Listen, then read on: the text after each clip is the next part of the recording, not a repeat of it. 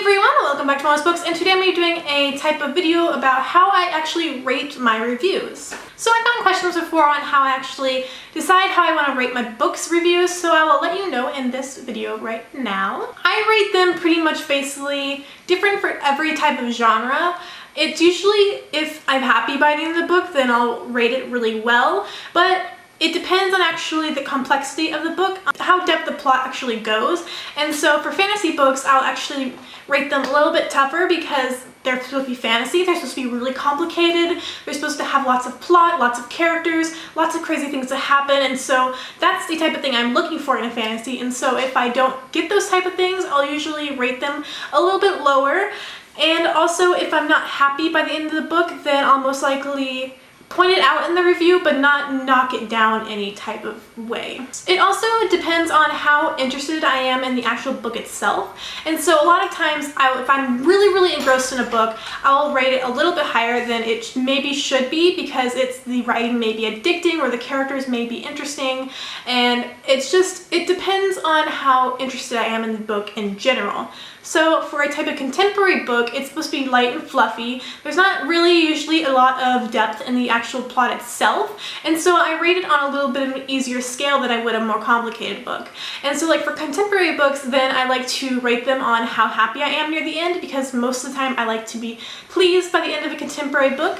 Most contemporary books are not series, so the first book pretty much is how I feel. The first book is supposed to leave like a pretty big impression on me, and so I will usually grade them a little bit more lenient, but if I'm not happy by the end, then I'll most likely put it down a star or so. If it is a series, then I will most likely grade it a little bit easier, because I know that there's going to be more storyline to the next book, but that doesn't happen very often because contemporaries are usually just like really quick, easy reads, and so I usually tend to just get through them really quickly. I don't usually grade them on like the writing, because most of them aren't as complicated, and so there's not really complicated plots and all this other stuff, and so I'm very lenient with actually contemporary reads. For like the different reads though, for like paranormal reads and fantasy reads and other things that are supposed to be complicated, I grade it on a much harsher scale. Actually grading it itself, I do tend to go toward the 0.5 scale in the complicated books, because there's more to work with. And so for the contemporary books, I tend to just go easy on 1, 2, 3, or 4 stars.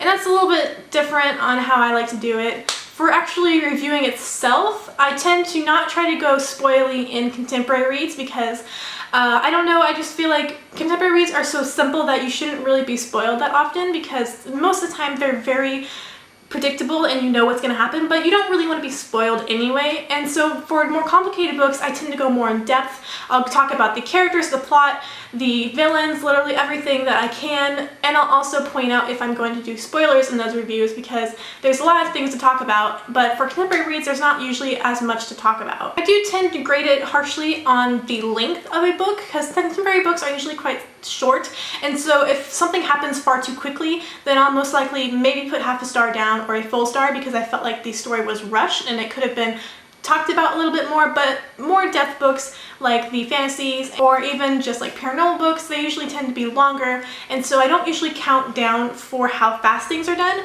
Sometimes I will though, if maybe like a love interest is forced upon us, or if it's just moved too quickly, I'll tend to point that out and most likely do a half star down. So I know this sounds a little bit complicated, but I'm actually not really that harsh with my grading scales.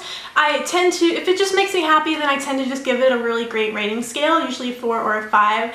I don't give 3s very often, and if I completely hate it, I give a 1. I don't tend to go towards books that I know I won't really enjoy, or people will recommend to me books I'll most likely enjoy because they enjoyed it, and so I don't read a lot of books lately that I won't enjoy because I know what I like now. If I do have a book given to me for review though, it's a little bit different, because I'm not really, I mean, I read what it's about, but I'm usually more lenient if people give me books to review, so that's most likely the time when I will grade a little bit more harshly, because I know they want that. And I'll also grade it usually, it'll be a little bit lower than an actual score would be, because I didn't know anything about the book, or I just didn't like it as much as I thought I would, or it wasn't the type of book that I wanted to read, and I have gone through that before. And so if you'd actually like to have a video on how I grade reviewed books that are given to me, then I can do a video about that too, because it is a completely different thing, and Also, I can do like what you do when you want to get books for review, or if you want a video on how you contact publishers or something like that, then I can do something like that, because I have contacted publishers and I do give them books for review. And so if you'd like a video on that, you can also let me know in the comment section below, because it's also a fun topic to talk about. That's pretty much everything I have for this video. My grading scale is just, it's simple, but it's also a little bit complicated just in my mindset, I believe. So that's pretty much everything. If you liked it, please give it a thumbs up and let me know in the comment section below if you'd like any other different type of video on this type of subject. If you'd like, please subscribe if you'd like to see me every Monday, Wednesday, and Friday. And that's literally everything I have for this video, so thanks for watching. Bye!